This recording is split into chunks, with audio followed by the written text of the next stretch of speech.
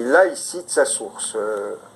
Et donc là, Pascal ne l'appelle pas le triangle de moi-même, mais le triangle arithmétique. Ce ne sont que ses successeurs qui ont dit le triangle de Monsieur Pascal, qui est devenu triangle de Pascal.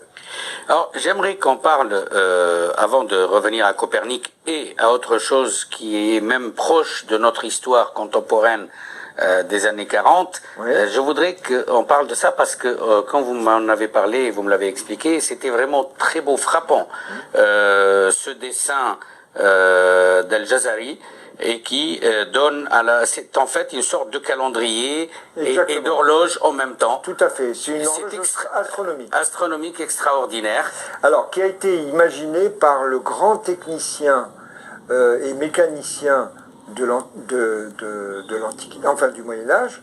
Il est mort en 1206, il a sorti ce livre qui comporte énormément de dessins sur les engrenages, sur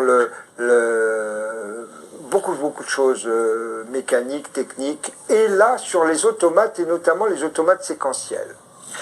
Ici, dans cette image,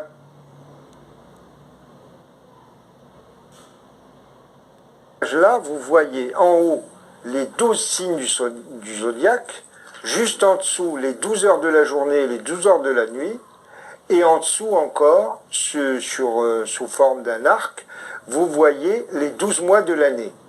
Et vous avez, avec un mécanisme qui fonctionne, vous avez 5 personnages en dessous.